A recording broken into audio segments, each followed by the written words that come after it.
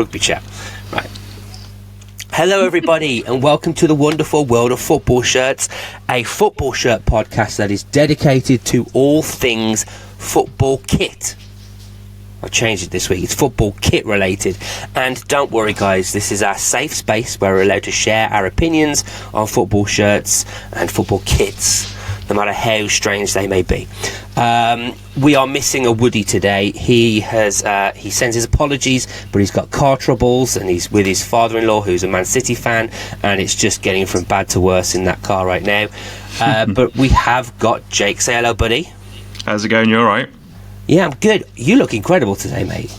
Got the old Inter shirt on with the hoodie underneath and the hat on. Just a little. I've been feeling the cold like this last week.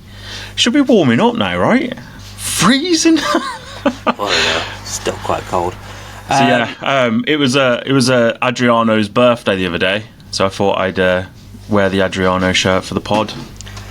Did you see Classic Football Shirts did a post that it was like the football shirt you think is 20 years old, and then the football shirt that's actually 20 years old. Oh, don't, man. Like this is Adriano no.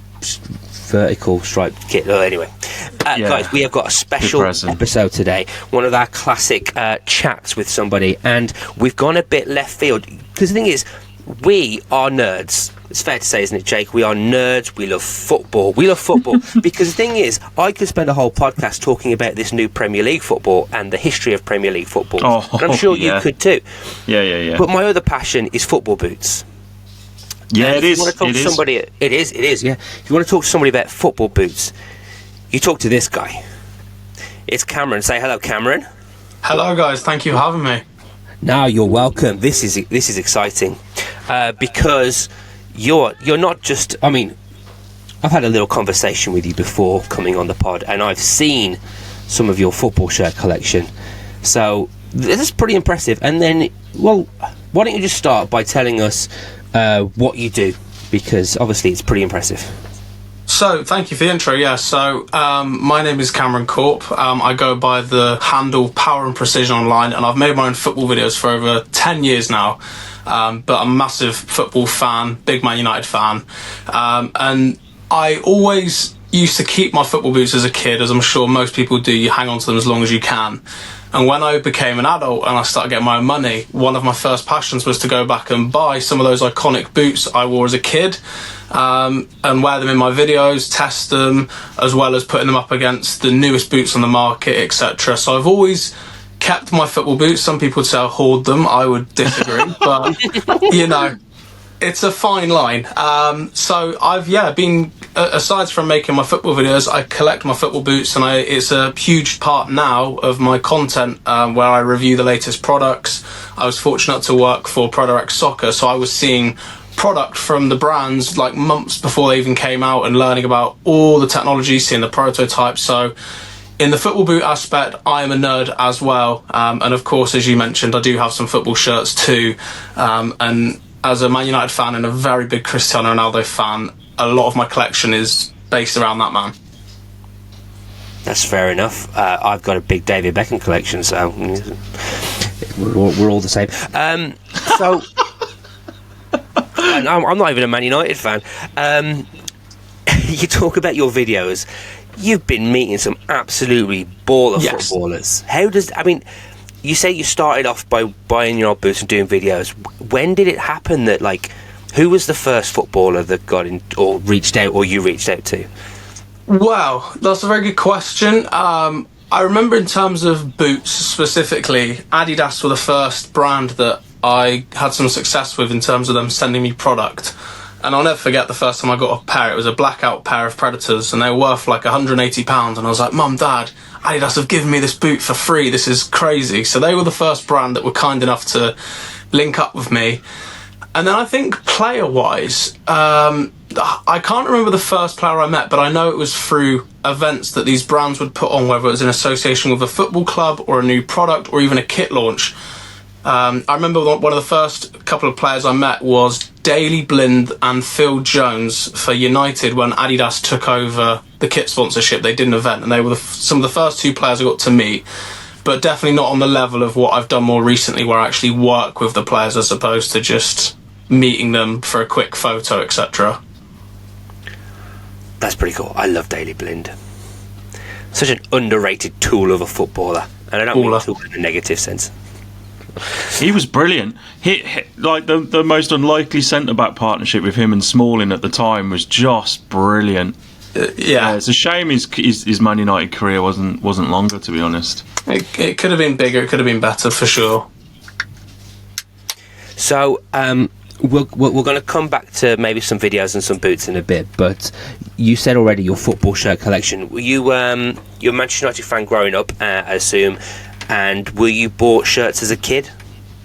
I was, yes. And I'm pretty sure, not that you've asked the question, but I'm pretty sure a Man United shirt was the first shirt I was given, hence why I followed them. It wasn't like there's no family history of supporting them. And I know the listeners won't be able to see it, but I'll show it for your guys' sake because I did get it out. This was my first ever Man United kit. Oh, cool. I chose Ronaldo because I love number 7. So I've been a fan of him before he was a superstar, which is probably why I've gravitated towards him as long as I have. But yeah, that was definitely one of the first football shirts I ever got. Oh man, that's as it goes. That's pretty impressive. Yeah, I'm proud of it. Yeah, completely. And so again, I've seen all. How many Manchester United / Ronaldo shirts do you think you've got in your collection at the moment? My goodness, if I was to guess, it's got to be at least 30 or 40. Oh wow, that's so. We're talking United ones, Madrid ones. Yeah, Juventus, Portugal, Al Nassr. Yeah, all of them. I've got a lot, but I've got the worst habit I went through was when United re-signed. As all United fans were complete disbelief it happened. I pretty much got every shirt he wore in every variation because, you know, it had to be done.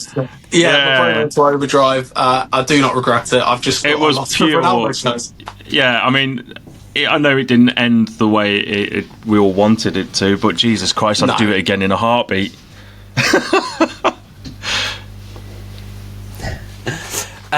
Yeah, it was a shame it didn't end the way it did, but you know, it's still one of those memories. Like I remember when he walked out for against Newcastle. Yeah. How has this happened? You would never have believed it. No. So, of the shirts that you have, first of all, I'll ask: do you still wear them?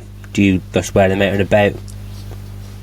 So, yeah, I live in football shirts, and any shirt I own. The only ones I don't are stuff that's like collectibles or something that I've picked up that's quite old and I don't want to damage it. But I look after my football shirts like they're a prized possession, wash them the right way, always hang them up, the lot. Yeah, I always wear football shirts.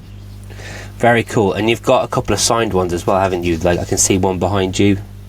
Yes, I do. I've got a few signed shirts. Most of the ones I've got signed, it's been purely just through meeting players with my previous work, because I always wanted to get something signed because it's cool, but I'd always go out of my way to buy a shirt that was momentous to that player in their career, whether it was a final fixture that they scored a goal in, or so I've always not just bought something for the sake of it or like a plain shirt. It's always been top of the bunch that I can get. Like I've got some next to me.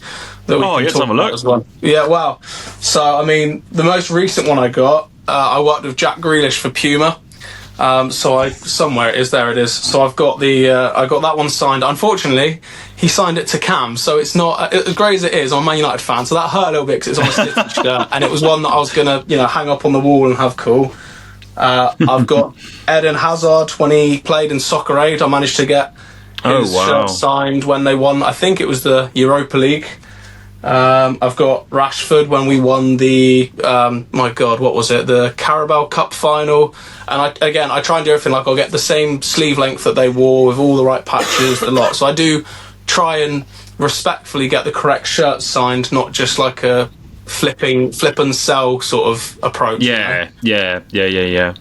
Oh, that's amazing. That's scratching the surface. Like, I'm very lucky. I've got some cool shirts, and some of them, unfortunately, I don't have on me. But they're like away getting printed up with the patches that I didn't have, etc. I love the attention to detail that you put in it, because it can be so easy just to kind of be like, I'm going to get a Man United shirt, I'm going to get Ronaldo on the back. But for people like myself, I'll be like, yeah, Ronaldo didn't wear that shirt. It's a short sleeve shirt. He didn't wear short sleeve shirts. Exactly. Although he did for a period in Juventus, didn't he? He did, and it's for Juventus. Yeah, he did, and the thing is, Adidas went a long time for some clubs. They just wouldn't make long sleeve, and that was the case of Juventus.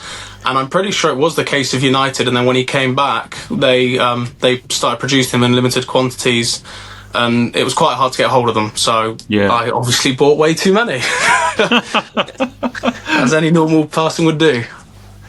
I think that was always my conspiracy theory that I always clung on to, that United only ever started selling long sleeve shirts when Ronaldo was playing.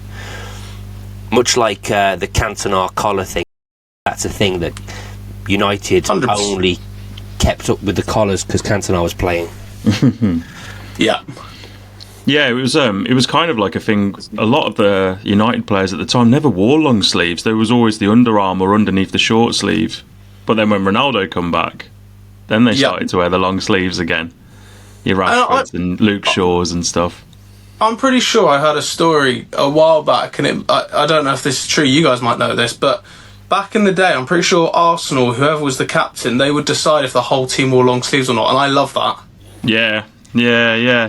Like, brilliant. You're gutted if you're like, if you're from a really warm climate and you've got Tony Adams as your captain, a freezing cold December Tuesday night. That's the point, isn't it? Because Tony Adams used to like wearing long sleeves, and there was a player who didn't. Oh, did he? I can't remember who it was.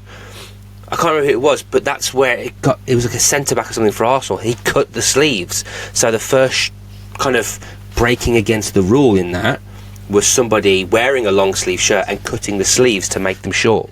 Oh my god! Wow. So it wasn't breaking the rules, but anyway.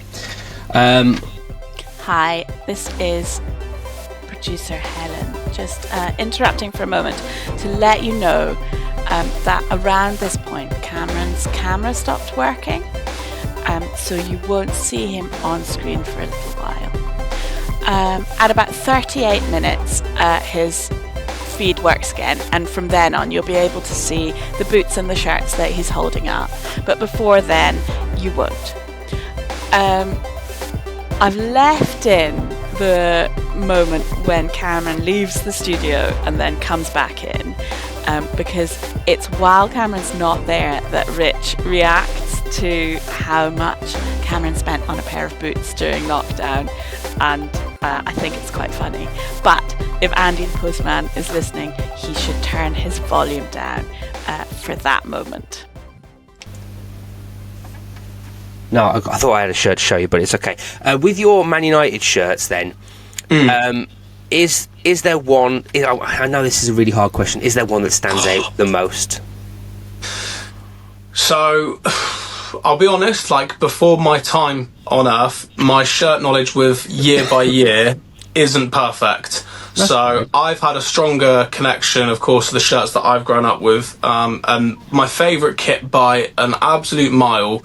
I think it was the 2007 to 2009 kit, our home away, our third kit, that batch of kits. It's iconic. It's the one with the Champions League, strip, the white on the stripe back. and the red. Yeah, and it's so difficult to source that shirt in good condition because that stripe, for whatever reason, just peels to hell. And I've still got my original ones, but they're buggered, and it's my biggest pet peeve is that I don't like. I love shirt restoration.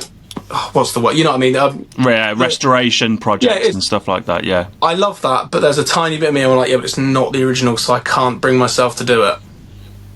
So that's definitely my favourite kit in modern times as a United fan.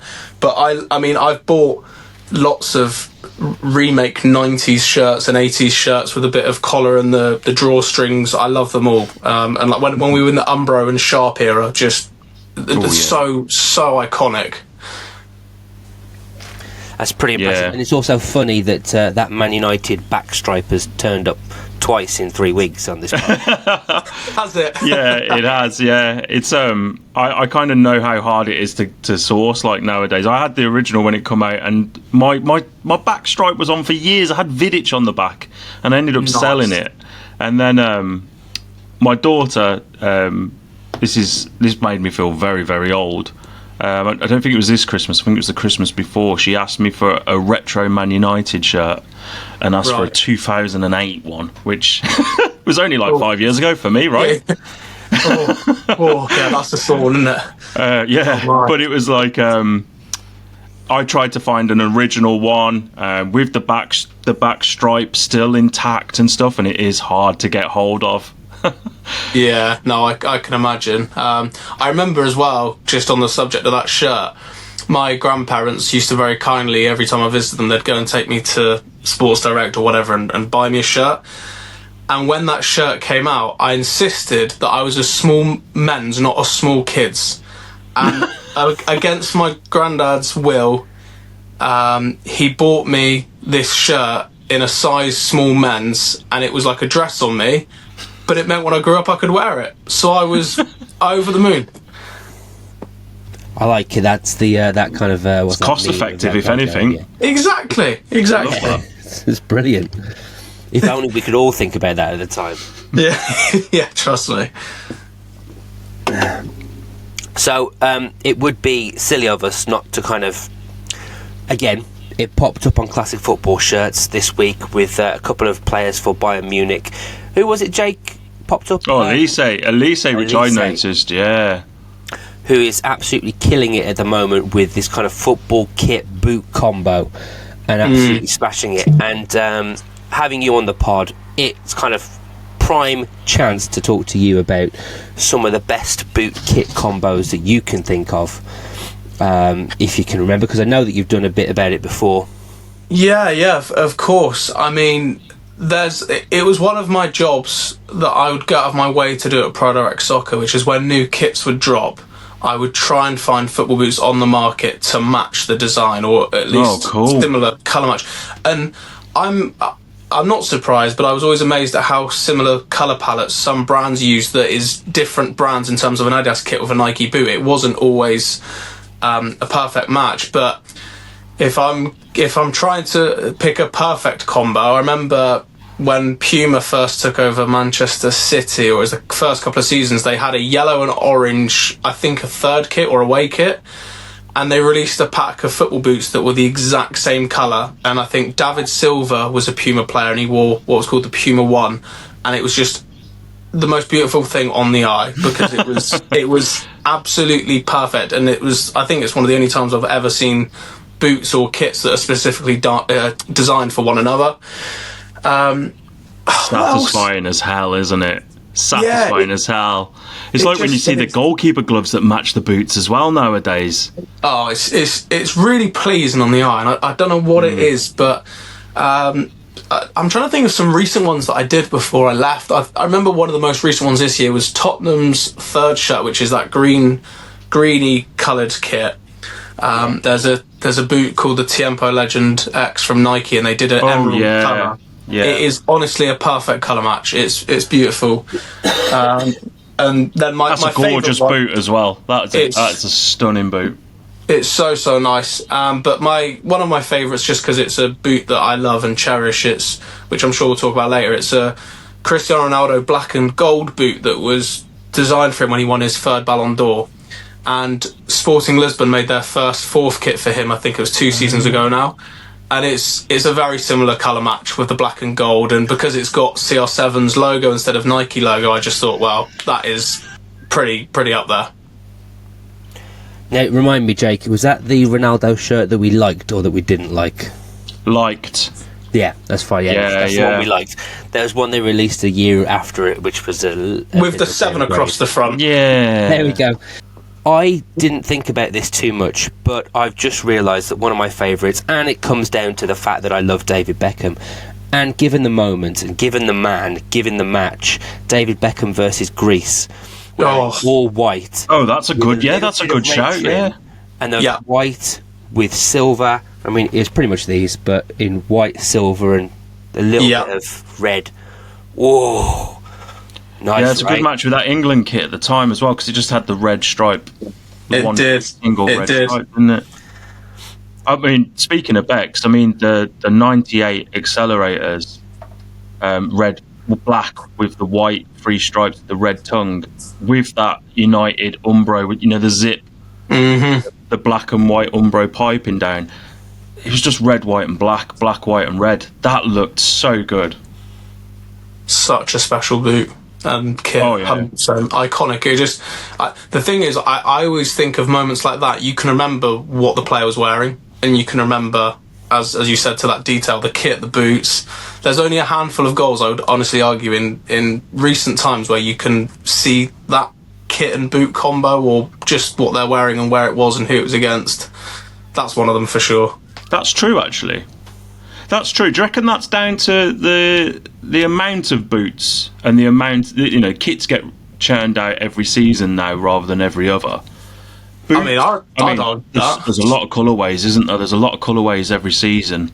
There is. I think, on average, it's nearly a colourway a month from football boot designs. Wow, that's a lot, isn't it? It's crazy. I mean, Adidas recently took the best sort of take on everything, because they stripped it back to only 6 sort of main colours that the players would wear on a pitch, but then they released what they call in the football boot world disruptive models, which is not really endorsed by your athletes, but it's just alternative colour for everyday people like us, the consumer. So they've done well in that aspect. But yeah, Nike for a long time were just pumping out colours, and it's crazy to keep up with it. Yeah. God, I like that. It was disruptive. Yeah, that's what they call it. Can I throw a question back to you guys as well? Yeah, because what are your take on football kits being new every season? Because I remember when it used to be last for 2 seasons sometimes, and I can't remember what club it was. There's a few clubs recently that have actually kept their kit to help cost for the fans, but I think it's cool if you've got a good kit, it should stick. Brentford did it, didn't they? Kept their home shirt for 2 seasons. I'll go first with it. Honestly, I am an adult now, and I don't mind, because I know for a fact that I'm not going to buy them. I also can appreciate that it's frustrating. I've got 2 children that don't really care that much about kits at the moment, but if I had children, probably like Jake does, that are a bit older and they want the modern kits, you've got to keep on buying them, and it's really frustrating to keep on doing it because they want the modern one. But on the flip side, if you don't like a kit, you only have to put up with it for a year, because it's gone. And they've got a new one coming out, and probably they've got a third one that's coming out in a few weeks' time, so you don't even got to worry about that much either. Yeah. And because we just love and appreciate kits, and I'm not buying every single one, I can just look at a photo of it and appreciate it. So that's my kind of take on it, really. What about you, Jake? I would prefer to see sort of 2 season cycles in home shirts, and maybe if it's alternate. What's the word? Alternative seasons for your home and aways and your thirds and stuff like that. So there is a new shirt that comes out every season, but there's not 3 new ones as such. So you keep pretty much like what they used to, and the away becomes the third. There's a new away kit, stuff like that. I think it'd be more cost effective. I love what Brentford did, and personally, I mean, I know this could be just because of nostalgia reasons and everything looking back in rose tinted glasses. I felt like a bit more of a connection with a shirt once it was worn for 2 seasons, because you saw so many moments in it, so many games in it. United's, for example, the one that we've just spoke about, the one with the piping down and the zip collar. Oh, amazing, unbelievable. We wore that for a couple of years. We wore the Champions League shirt for about 3 years, I think it was. And then I just feel like you get a little bit more of a connection with them. So I really like what Brentford have done this season, this year. or it might have even been a couple of seasons ago, isn't it? Yeah, I know it happened recently. Yeah, you've swung. But me, I'm not an avid collector like a lot of these people are in the sort of community. People would be, imagine telling Napoli only to release one shirt a season. Oh, they'd be in trouble. To be fair, I don't know if they'll be able to float the club still. No, they need those sales, don't they? What about you, Cameron? What do you think? Well, I think I'm similar in the aspect that, there's some kits that I've definitely got fonder memories when they've been around for longer. And I'll be honest, I'm quite ignorant and not maybe as hung up as some fans about the political aspect with our new kit every season, it costs money and it's more money for the club, etc. I don't really think about it in that aspect. It's more just, I don't know, again, because I've been behind the scenes as well, and I've, shot kits that aren't out until the next season, and you work with the players ahead of time. I also sometimes find the media around a new kit launch or a new training kit or whatever online to the fans, if your team's performing bad, and then there's all these pictures, oh look, buy our new kit, it's a bit of a rub in the face. But the people online don't know that was shot 5 months ago when they were winning or they were in the summer break, and it's I don't know, but I think I've got a very different perspective on everything because of my association in the past to being on the other side of the fence. So I think us and our listeners probably like the idea of looking over the fence for a little bit, and maybe you can share a little bit of information, obviously only as much as you want. You're saying, so when a football team have a kit, how much do you say it was about at least 5 months in advance that the kit will have been made and shot, pictures of? Yeah, I'd say at least. I mean, the opportunities that I got was through Pro Direct Soccer, and that's the retailer that would sell the kits as a third party. So it wouldn't even be Adidas or the direct club. So they get the access way sooner for obvious reasons. But, I mean, to recite a shoot that probably the most recent and fond one I've got, we did Adidas and United's Stone Roses collection. We shot that maybe 2 or 3 months before it came out at the training ground. So I think it was a January or maybe even a December prior to it coming out for the spring. So the players will see it, and obviously that was we were only shooting that to support the drop, not because we were doing the launch shots for it for the brand and for Man United. So yeah, they'll definitely see it way sooner. And I know that kits are mocked up and whatever years in advance. Yeah. What's the? I bet you've got a quite a large NDA that you have to sort out for one of those shoots, though, right? Well, yeah. I think. I mean, I've personally never had to sign anything, but I think. Wow, really? Genuinely, I've never had to. I'm sure, there's brand. I'm sure, the people I'm representing have had to. It's just your professionalism, I guess, isn't it? It is. It's just, I'll always tell my mates, I saw the new United kit today. Obviously, I've got photos, but I won't show them. I've never shared anything unconsensually and broken that barrier. But it is wicked to see stuff way in advance. And the worst part is when I got to see United kits and I'd be like, oh, geez, that's not what I wanted to see, Please. You got to live for it twice. Which one are you talking about there? Do you know what? Right, I'm going to sound like a cop out now, but it was last year's home show, which had that rosy design. Yeah. I didn't like it when I saw it, but then when it came out, I really liked it, and I hated the away one. And I've gone and picked it up. The away one was the green one with the white and bow. Oh yeah. But I think I don't know. There's also a degree of when I've seen those designs, you see them literally as mock-ups on a computer. You don't actually see the final real version in real life and the materials and everything. But that was always my interest. I'd always, every time I shot with United, I'd be like, they'll be like, have you seen the kits next year? And I'll be like, no. And they're like, oh, we'll show you, but don't tell anyone. And I see them and I'm like, oh. Or I'm like, oh yeah, sick. Honestly, most of the time they were class. But I remember that United home when I was a bit like, oh, I don't know. Yeah, that green one caused a bit of a stir when it first come out, but it turned a lot of people round. It did, and honestly, I think once I saw it on pitch, I thought, wow, this is really, really clean. And that was you, wasn't it, Rich? You saw it on the night game, wasn't it? And that was Cameron, you're literally preaching to the converted here. I thought it was horrible, but then it was whatever night game in the pre-season tournament in America. Yes. And it's like, oh my god, that's so nice. Yeah, the colour was beautiful. So nice.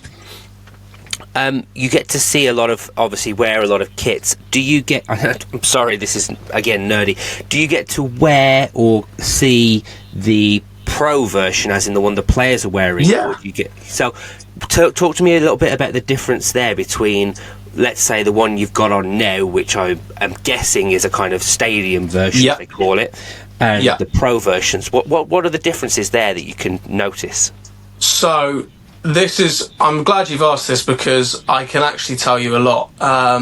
There's material is always different. Material is the first and foremost, and what I think the average consumer won't care about, it's not they don't know, they just won't care about, they won't care about the technologies that are used, because 9 times out of 10 they're using it on a match day to wear casually or to play five-a-side, whatever. But it's the small measurements that are the key difference between the athletes wearing them and benefiting from them. So one of the biggest obsessions by these brands is the sweat absorption or release, because all the brands now, and Nike are the front force driving this, is they don't want their shirts to absorb the sweat, because they want to leave it on your body to cool yourself down, to give you prime performance. So don't get me wrong, I couldn't tell you the technologies called, because I don't know them off the top of my head, but there's a lot of different construction that they've got that allows that to happen, and each brand have got their own version of that, if you like. Yeah. The fit is definitely one of the best things to compare, because I don't really like stadium shirts much unless it's quite old. Like, I think older Nike and Adidas shirts were way better than current Nike and Adidas shirts that are stadium, if that makes sense. Like now the cheaper, I don't want to say cheaper, but now the retail versions, I don't know, I think they're not as nice as the authentic when you compare them. I just prefer the material. The fit's a bit tighter, but it's also not tighter like sucks you in. It's just you just feel a bit more muscular and a bit more I don't know, you just look good in it and feel good. So that's some of the key differences, I could say. It's almost tailored in a way, isn't it? The way that that's it fits. a very good word for it. 100% tailored. And also, as someone that has worn a lot of kits, I prefer to buy the authentic kits just to play in now, because I prefer the look of them. I prefer they're a bit lighter, and I almost one of the things that stand out to me is the cut is different around the trim is different. Like I don't know what the different cuts are called, but they'll have little slits in them rather than it just being a straight cut. And sometimes I think it looks a bit smarter, a bit more modern. No, that's fair enough. I mean, actually, I really like that explanation, because a lot of the time I just think it's a bit of a money-grabbing technique from the big companies to try and sell as many as possible by having different versions. But you do make a really good point, because at the end of the day, it's how you prefer to feel. So if you want to look like you're feeling better, or feel like you're looking better, then, so be it. Yeah, 100%. Excuse me. And it's so mad, like, just with the collection of shirts I've got, the amount of different types of material and the amount of different types of stretch on player versions, fan versions, it's so strange. Sorry. I'm getting too excited. It happens to us all, man. Right. Now, I've got to show you something. Because you were talking about going back in time and getting your very first pair of boots. Mm-hmm. Whilst I go and have a look, they're just up there. You tell us, what was, with your own money, as you so delicately put it, what was the first pair of football boots that you went and got that were your first boots? So, the first pair of football boots that I bought with my own money when I got older, I think it was a Nike Mercurial Vapor 4, which was an orange colourway. and I'm sure you guys can see where this is going. It was the boot that Ronaldo wore when he scored that amazing free kick against Portsmouth. It's just because it was the first Mercurial I ever had as a kid, and I remember I wore them into the ground, and I'm pretty sure he did a famous commercial with Nike where he raced against a Bugatti Veyron. He ran up and down the tracks. I don't know if you remember that. Yeah, it was those boots. So they just held a special place in my nostalgic childhood memory.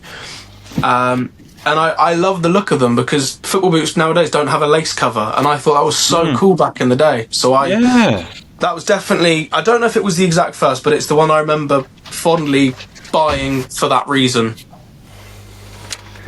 Oh, well, I absolutely adore that. So, in a very similar vein, I'll tell you a quick sob story. Cameron, you're quite young, given the fact that your first pair of boots were Vapors. And you may not even remember this shop called Woolworths. Of course my very first pair of football boots were this really cheap pair of plasticky black boots from Woolworths, and I wore them to school thinking I'm really cool, and I got bullied. And I got really? So my mum, bless her, my mum and my dad got me in the car, and we drove to, it was either Intersport or whatever it was called before Sports Direct. I think it was called like Direct Sport or something like that, or Direct Soccer. Yeah. And bought me a pair of Adidas Questra in a navy blue colourway. Now, skip forward, and I loved them. Skip forward about 25, 30 years, and not only did I go back online and find them, I found them both in the hard ground and the soft ground. No way. The original box. All the way goodness. from Poland. And these are unworn. Wow. That. How cool is that? No, do they weigh an absolute ton, Rich? They weigh an absolute. You can wear them in the factory. Man. I've even got a Go and play a sticker game on them. That's so cool. That is so cool. Look at that tongue, Jake. Look at that tongue, mate. I remember many a time of putting a clothes peg on my tongue just to make sure that it stayed down. This is the days before the elastic strapping. Yeah. Thanks, Bex. Well, that was David Beckham, wasn't it? Yeah, he designed that. Or he get his mum to sew it on. That's right. It was all Beckham. All Beckham, bless him. Thank God. Yeah. But that was me going back in time, and I think that was just a kind of pre or post during COVID purchase. You know, when you've got extra money to spend. Yeah, too much time on your hands. Yeah, Cameron, what did you do during COVID? What was your stupid purchases that you went and bought a load of? Yeah, do you know, it's a great question, because I remember I just managed to get a job before COVID happened, and it was in a school, so I literally was getting furlough pay and not working, so I did have money to spend. What did I buy? That's a really good question. It's really bad. I can't actually think of many football boots I bought in that period. No, I do. I lie. Because I spent all my money on them. No, it wasn't all my money. I bought. It was annoying because you could see me. I don't know if you guys can still see me or you'll see me in the edit. I'll hold them up anyway in case you can. But I bought a pair of Nike Mercurial Carbon SLs, and they were a bit of a. They were a bit of a concept boot because it was only Ronaldo wore them in the Champions League final. So it was in 2008, and they only made 2008 pairs in the world, and they obviously dropped in 2008. And I think they cost £300 at retail, and I think I paid just under £2,000 for them, which wow, but honestly, given the size and that they're brand new, like it was a fellow collector that sold them to me because he knew that I loved them and adored them. I got them for a good price, and they were at the time my best thing I'd ever bought, and absolutely worth it. Still would be. I can see pictures of him wearing them as well in the final. They're only going to be worth more now. Exactly. Oh yeah. Exactly. Cameron, do me a favour. Maybe it might help if you leave and then come back. It might. Yeah, sure. Be good because I want to see them. Yeah, sure. I was going to offer, but I didn't want to disrupt the podcast saying it. Yeah, it's all right. We'll give Helen a little bit of extra. Okay. Sorry. See you in a minute. See you in a second. See you in a sec. Fuck. Wow. I'm just looking at pictures of them. They're cool. They're cool, to be fair. They got like a nice black heel on them as well. Are we back? Oh, yeah, there we go.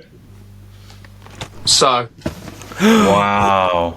so they're made completely of carbon fibre. So previous to this, it just had a carbon fibre plate, and then Nike wanted to go one more and made the entire boot out of carbon fibre. And I'll be completely honest with you, I've not worn them, I can only feel them in hand. How on earth Ronaldo or anyone could wear these is beyond me, let alone play them in a Champions League final and wear them for one game only. It's pretty mental, because they're so stiff. Should have put the other ones on for the penalties. Oh, I know. Don't get me started on that, man. Oh. So yeah. On that, I bought these during COVID.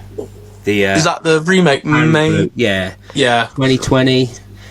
This was like, again, 2002 was the World Cup for me, and I loved it. And having these boots made just for the Japanese players was incredible.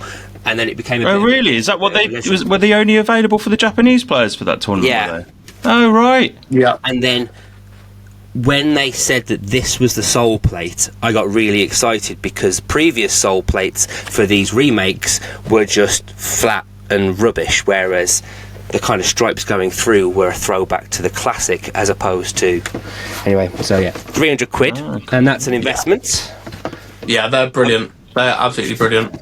But I actually wanted to revisit the boots thing for you, because you've obviously been gifted boots to wear when you're filming with these guys.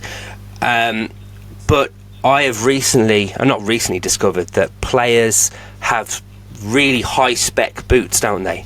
So the boots that you can buy in the shop, even the high end ones, are probably still not the pair of boots that a player's wearing. Do you get to experience or see the kind of variations? I've only seen it on a few occasions, and you are correct, and I think the judgment is partially correct, because not every athlete does get custom boots with different materials. Like, I would say on average 80-85% of players' boots are pretty similar, or it's a representation of the actual boot is 80-85%. Yeah. Some small differences. So I know Nike and Adidas have got their own factories at their own warehouses, whatever, and they'll all have molds for different players, and it's amazing, because they'll have these wooden molds that have got bits of tape over them saying it needs to be raised here because of a toe or because of a bone that sticks out more, etc. So in terms of a fit, they can all be bespoke. And I know, I'm trying to think the exact players. So I remember one of the first shoots I ever did was with Bruno Fernandes, and to give you a bit of context, we will, as a retail partner, we will provide all the kit and the boots for the athlete to wear. And sometimes they'll keep the boots, sometimes they'll give them back, because it's not their boots. Like, they're welcome to have them, but they won't often have them. And I remember this shoot, Nike, who came over, actually used this shoot as a time to give him his custom ones.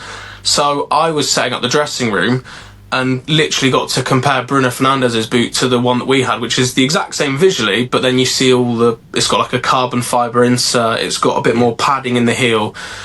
His weren't too dissimilar.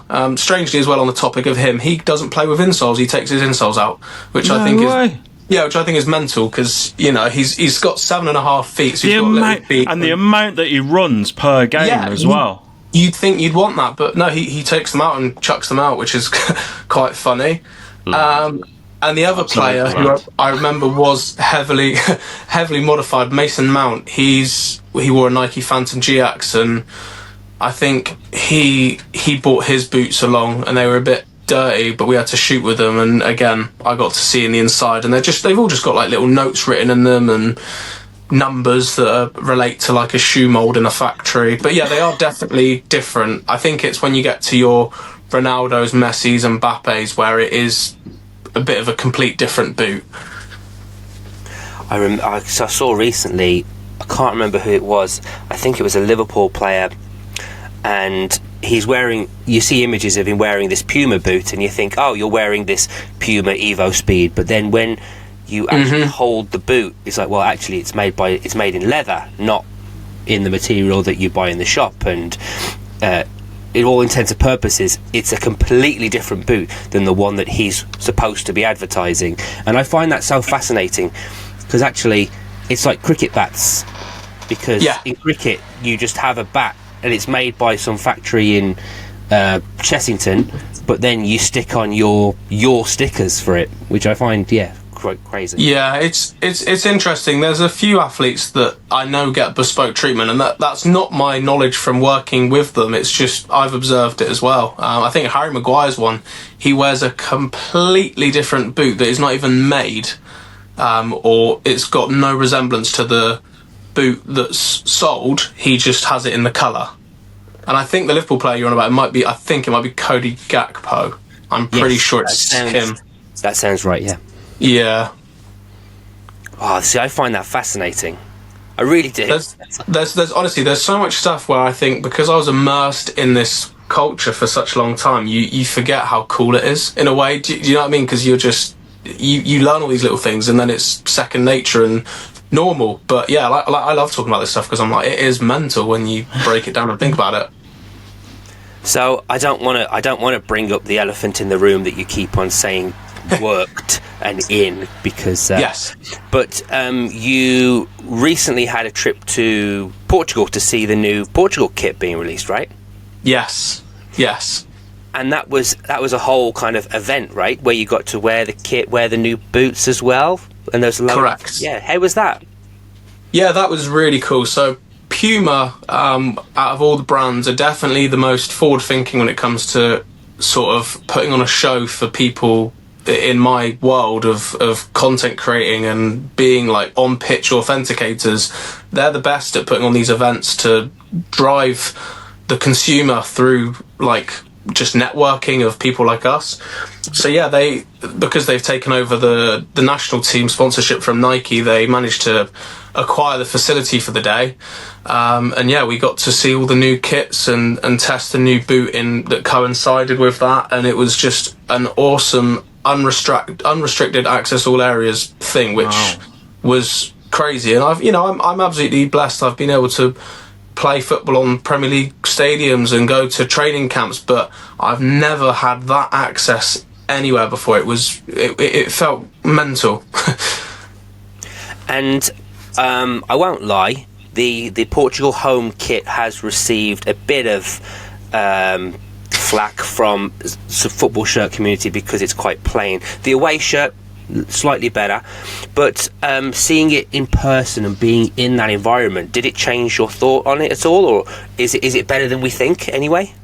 I think the authentic version looks better because it's got I wish I could. I don't have the authentic one, I've only got the stadium one, but the authentic has got a slight print on it which has got like little finer details. Like I've got a feeling it's like the Portugal cross. I think it's loads of those. So those small things, again, goes back to the difference between authentic and stadium.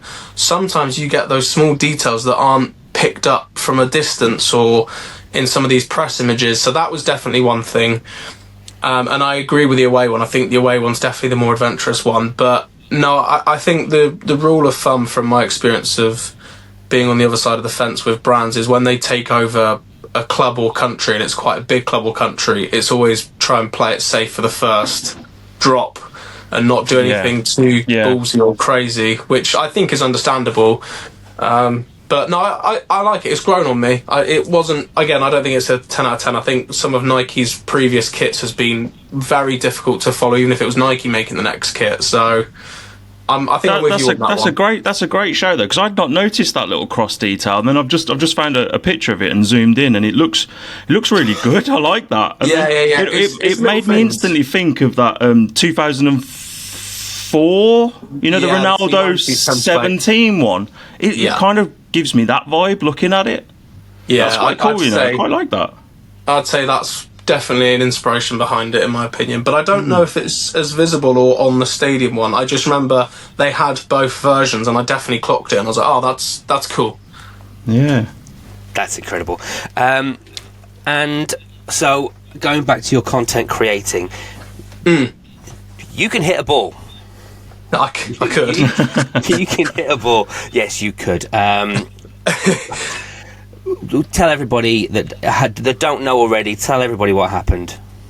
So on that trip, it was a really nice segue, to be fair. On that trip in Portugal, I, in one of the football matches, was playing, just chested a ball down, made a pass, and went down holding my ankle, and turns out I've ruptured my Achilles. So no. Yeah, so I'm out for 9 months, and yeah, currently in a massive boot. Oh yeah. Wow! It's not even a good boot either, is it? It's probably one of those. No, that's the thing. They could have put a swoosh on it or freeze. This is what I've got. Ooh, it's massive. To be fair, those look like those Nike Air Mags, don't they? Yeah, they do. They do actually. Stick a swoosh on the side. But yeah, so I've done that, which has unfortunately halted me in my tracks with my on-pitch content of taking free kicks and scoring goals and doing tricks, etc. But it's been a perfect opportunity to do things like this, and really for me to lean into my boot collection and start making more around that, because I've had it for so long, but I've not utilised it properly in my knowledge. Yeah, and there's definitely a market out there that would love to know so much more and see like pictures, and I mean, just looking at those carbons there, I mean, wow. Special. Yeah. So special. Especially with the carbon ones, because there's only a certain amount in the world, it's very rare that I'm going to ever see as close up as I did right there. In a way that I want to see it, because the promo shot will be boom, boom, boom. Yeah. And then you see a close-ish picture of Ronaldo wearing them in some way. But yeah, that's I mean, every cloud has a silver lining, right? Yeah. That's definitely the mindset I've adopted, is, things happen for a reason, and it sucks, but I've got over it now. Mentally, I'm a bit more there and looking forward, not backwards. But also, mate, you can hit a ball. No, thank you. I don't know. Has it always been a talent that you've had, or have you? I mean, obviously you've worked on it, but were you just kick a ball one day and went, "Ooh, hello"? So the honest truth is, I was centre back for my team when I was growing up, and it was just as we were going into adults football, so I was 16, 17, I guess. And we used to have team training on a pitch till 9 p.m. at night, and then no one would use the pitch after us, and the lights would stay on for an hour. So I used to stay and practice my free kicks. I used to watch YouTube tutorials how to score that knockable effect like Ronaldo. And just, got really good at it. And I remember my mates were like, you should like film this. And I was like, no, I doubt it. And I did. And I submitted it to a YouTube page that I watched as like a top 5 goals. And they said, hey, we're going to use this. Like, what's your YouTube channel? I was like, well, I don't have one. So I made one. And that's sort of how this has all happened. That's incredible. I'm just going to put it out there. When you're back, yes, I would like the opportunity to come and just practice with you, because that sounds incredible. One, I'm a goalkeeper, so you can score plenty past me. But two, I'd love to learn how. I mean, imagine me taking my goal kicks and swazzing it like you do. That'd be. Oh, you'd be causing trouble. I'll be the Sunday League Jose Luis Silva, right? Was he the one that took the free kicks and scored? Yeah, for Paraguay. Yeah, there we go. Yeah, absolutely. Why not? The world's calling for it. We'll pencil that in 9 months' time. Absolutely. I love it. Right, it is time. It is time for the main part of the podcast. This is what everyone's been waiting for. We've had some laughs, we've told some brilliant stories, but people care about this section. Now, you aren't old enough to remember a TV program called Room 101, and I tell everybody, just for the listeners and for yourself, Cameron, there was a TV show hosted by a celebrity. Was it Nick Hancock? He did it, yeah. There's Frank Skinner, more recent version. 3 celebrities would come on, and they would enter an item that they would like to be entered into Room 101 to never be seen again. And the host would pick one item, and boom, it would go in. Now, because we have one guest at a time, I'm not going to judge. You just enter it, and I go yes or no. I haven't said no yet. So that's fine. But because you are a boot and a shirt sort of guy, I've given you 2 entries. Oh, wow. Okay. So, what I want to know, Cameron, is for you, what is it about football shirts that you would like to enter into Room 101? Now, it can be anything, any aspect. Jake's entrance last week was long-sleeved player shirts and short-sleeved goalkeeper shirts. It was short. I don't like short-sleeve goalkeeper shirts, and I prefer a footballer to wear a long-sleeve shirt rather than an Under Armour. Yeah, that's it. Underneath a short-sleeve shirt. And I picked lace-up collars because I don't see the practicality of it. We had a guy who picked fluo football shirts, and our very own producer Helen picked, I think, did we call the term gammons? Gammon human beings that decide to react negatively online to a new kit release when it's supposed to be supporting a really positive message. Fair. So, the world is your oyster. So the annoying thing is, that shirt, the sleeve length one is really good, and I probably would have gone with something like that. I feel like I'm going to cause some controversy here. Safe space. It's a safe space.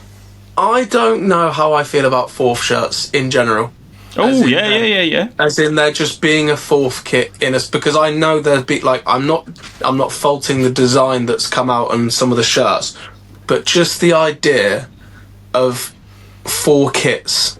Or the other thing I was going to say was, and again, I'm being a hypocrite myself because I buy them and I love them, but like designer collabs, like the Jordan PSG kits or the like Off-White have just done stuff with AC Milan. You're literally talking about AC Milan and Off-White right now, aren't you? Kit collab. Like, I love it, and if I had the money and I could get it, I'd buy it and happily wear it. But the actual in football, home and away, third, yes.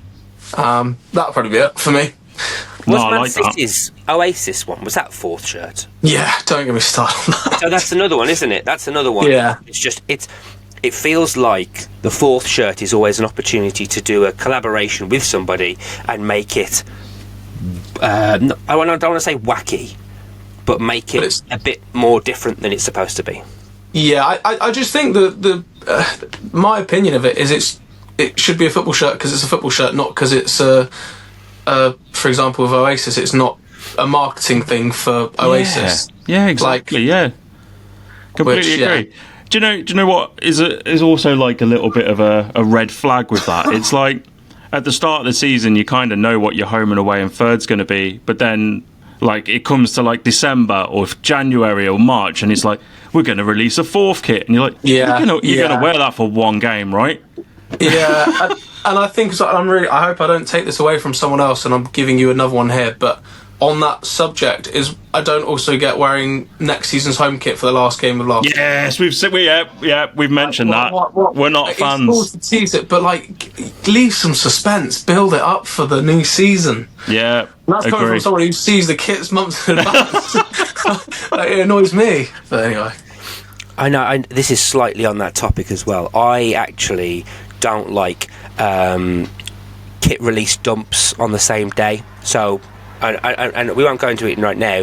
Adidas just released literally all of the women's kits in one go, and I feel like give me drip it in. You know, I want it bit at a time. I don't want to like record. Sensory overload. Bang. Yeah, exactly. There's 20 kits. I want to have like a kit a day, a kit a week or something, just to kind of get into it. I don't want to. Oh yeah, I like that. Anyway, do you know? I'm not going to say no. That one's going in. Yeah, good shout. Good shouts. Get in I want to hear. Do you have a boot one as well? And this is something that I just don't like / don't want. Yeah. Yeah. Oh, again, I think this is one way to talk yourself out of a contract. This really isn't it. And I was going to say, and I'm not saying this to get myself out of it, this doesn't reflect what I like and don't like, but laceless football boots are interesting because it's definitely like I've learned a lot that brands are always innovating to be different to one another, and every brand wants to be the first to do something. And the thing is, Adidas have actually got a fantastic laceless football boot now. Like when it first came out, it was a bit but because it was the first thing, it was like, oh, this is cool. But actually, it wasn't perfect. But I don't know, like from a performance perspective, lace your boots up. Like it's. I think that's first and foremost. Again, it just goes back to the principle of your equipment, and it does not reflect my take on stuff because I've probably got as many laceless boots as I've got laceless, and I 9 times out of 10 will wear laceless boots on the pitch. But that's fair enough. I like that. Yeah. No, that's fair enough. Do you first of all know the first football boot, laceless football boot? Lotto, Lotto yes. Gravity, Zero Gravity. And then I'm sure you remember as well, was there a concept boot that Adidas released that was probably the first... The Welly. The Welly boot, yeah. Yeah. It was called the Prime Knit boot, but yeah, it came up to your knee, and it was never. I think it was made, but I don't think it was ever worn. Oh, the Prime Knit. I really wanted a pair of those Luis Suarez Prime The Knit. multi-colour, like Sambury. Blue, yeah. It's the only time I've liked Luis Suarez. They were. They're incredibly hard to get hold of as well. I don't know how many pairs were made and produced. Like I'm good with my numbers, but I think that's one of the pairs that was completely under wraps with production units and where to source and sell, etc. Just, I mean, obviously, it's going in because you've done it really really good. With the laceless football boots. And this is the same with me with my goalkeeper gloves. I actually own a few pairs of strapless gloves. There's a fear that after a few times of putting them on, you're stretching them out and you lose that kind of compactness. Does that happen, or have they kind of found technology that gets away with it? Or do you know what? It's a really good question. I mean, I'm thinking to a pair that I've probably worn the most, like recently. I haven't had issues. I know. The first laceless boot that Adidas brought out in 2017, it was called the Ace Pure Control. That definitely did lose its stretch. Not massively, but it did a little bit. But to be completely honest, recent ones, no, I've had no issues. And this is maybe speaking more on behalf of pros here, but they obviously get new boots every time the colour drops. How much that can be tested, I don't know. But in my experience, I mean, I hit a lot of free kicks and I've been alright, so maybe they'll be okay as well. But it's definitely an interesting thing to think about for sure. now, playing a lot of Sunday League and even Saturday League, you see people that are wearing, like, do you remember the Magistas and that sock bit? And they've had them for so long that sock is a bit loose, not as tight as it's supposed to be. No, yeah, it's not a good look, is it? At the time, though, those Magistas were incredible. They were. I remember seeing the advert for them, and it's crazy to think now, but I genuinely distinctively remember me and my mates watching it on our lunch break at school and being like, well, we'll cut that sock off, like, what's that? And now that's the norm, is having a collar on a football boot and everyone wears it. It's weird. But yeah, I remember that. Nice. Okay, well, like I say, they're both those are going in. I think Jake, you can agree they're pretty solid entrants. Great shouts. Yeah, great shouts. Oh, I'm glad. Right, it is almost time to wrap up, and I don't want to keep you any longer, but again, I feel like we could talk to you forever about football likewise. boots. What are you seeing at the moment with football boots, like how it's going with technology? Do you feel... Oh, first of all, I've got two double-pronged questions. Sure. We spoke a lot about retro boots and we spoke a lot about modern boots. Is there a massive difference between the older boot and the newer boot? Like a quality or a technology? So, as we've seen already with my Adidas Questras, they're heavy as hell. But, like, do we romanticise over these older boots, whereas actually the younger boots are better? And my other question is, where do you see technology in football boots going? Very, very good questions. I mean, first of all, I think for some context, sharing some sort of inside knowledge, I guess, Adidas are very respectful of their past. So a lot of the time, as we've seen, they will pay homage to it or they will use it to build the future. Whereas Nike are very, if it's being done, we don't want to do it, and very innovative. And this is why the remakes they have done have gone down incredibly well, because they don't do it. Therefore, it is very desired and very nostalgic. And I think Adidas did for a while run the risk of tapping into nostalgia too much with remakes. But you look at the new Predator they've got. They've brought back the fold-over tongue, but it's a new boot. It's a better boot, and in my opinion, it is. And I've worn some of the older Predators, and I love them. And yeah, I think technologies are far more advanced with the construction of football boots. Like they are better. They're better fitting. They're waterproof, like the ones that are supposed to be waterproof. There's definitely like elements. I will call out the Predator again. It brings back what made it great in the first place, but has made it modern. Yeah. The same can be said for a Nike Mercurial. It's always been the lightest boot on the market, or one of them, and it's always been, how can it be faster? They've introduced Air Zoom now, so every brand is always going to push the barriers as to what can be done on a football boot. And I think, to be fair to Nike, they are the most innovative. Like, they've done everything. They've done carbon fiber, they've done glass fiber, they've done collars, they've done sock boots, they've done pure leather. They've gone to synthetic leather now that they're not using leather anymore. They're definitely very interesting with how they're going. I think I always question, because I'm again really grateful I got to speak to like designers and learn lots of insight from there. The principle of a football boot is what we were saying earlier about shirts and boots. Like, they have to serve a purpose and be what they're there for. And I think that's why sort of Adidas are hitting the sweet spot, because they're continuing to innovate but use what's made them great and not shy away from it.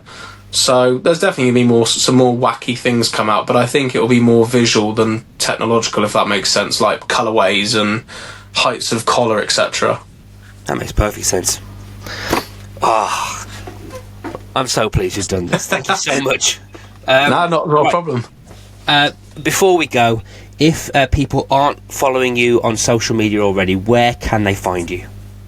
Yeah, of course. I'm on Instagram, TikTok and YouTube. It's all Power and Precision for most of the football content stuff, and it's at the Boot Collection, all one word, for just pure football boot nerdness, where I dive into my collection, show off what I've got, review them, talk about them. There's my 2 channels. Nice. And then, Cameron, one more question, actually. I want to surprise you on this. Next week, it's our birthday. 4 years we've been going on this podcast. And so we've decided to celebrate. Yeah, we've decided to celebrate by asking all of our listeners and collaborators to have a little go of designing your own team's football anniversary shirt. So it can be for any anniversary you want, and it can be for any team you want. And all we ask is that you kind of have a little go of designing, whether you've got pencils and crayons or if you've got super smart technology on a computer. Do you fancy having a little go? Absolutely, but it will be pen and paper, and I will do my best. It's absolutely fine. I've got a crayons entrance already, so amazing. We good too. As long and you got to have a little blurb as well, a little kind of reason as to what anniversary. Yeah, for sure. For sure, my brain's ticking already, so that's awesome. Not a problem. I love it. Jake, anything you want to add really quickly before we go? Yeah, I'd like just one more question for you, Cameron. Cameron, yes. What is your football boot brand that people sleep on? What's the one that are going under the radar a little bit, that are doing bits, but they're not the big ones like, your Nikes and your Adidas? So, Puma are now in the top 3, and I think it's a top 3 debate. Otherwise, it would have been them hands down, because they probably are my favourite brand. I'd say, such a good question. Can I give 2 answers? Yeah, go for it. Well, yeah, Puma Glass. So, first of all, I'd say Mizuno. Now, they're a massive brand, but very premium product, and they're only available at certain places, which is why I think if they were more accessible, they probably would be big. But the Japanese craftsmanship in those football boots, the comfiest football boots ever. But in second place, or joint with them, would be Comfort, Skechers. Skechers football boots are incredible. Absolutely incredible.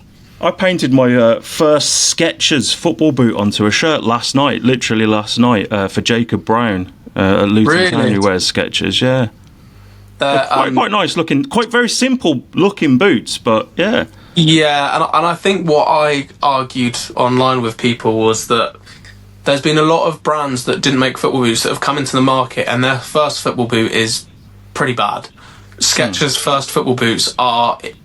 Well, I mean, the perfect way to describe it is what Skechers did. They gave Harry Kane a blackout pair, and everyone was like, oh, they're the new Nike Phantoms. They look sick. They look really cool. They were Skechers. And having worn them, but also, going on a tangent, I wore them as a blackout pair, not knowing what they were. And I didn't know they were Skechers. I thought they were fantastic and thought, well, yeah, whoever's designed these, was guessing it was Nike. These are brilliant. So, yeah, Skechers. Cool. I love that. A little brand I like, and I haven't yet bought a pair, is Soquito. The fully vegan boots. They look incredible. I know. I missed a message request them before they launched, and they asked me to seed a pair or whatever, and I didn't get back, and I haven't heard from them since, unfortunately, because I've been desperate to try them. And obviously now I can't wear them, but I'd still love to give them a go, because I've heard nothing but good things about them. I just need to trim my beard and cut my hair a bit, and I could just pass it. Yeah, I was thinking this earlier. I was like, well, I've got a replacement. We'll just size 11, say please. We just had. Oh, yeah, I'll have to grow my feet a couple sizes, but at least it's not the other way around, shrinking. Yeah.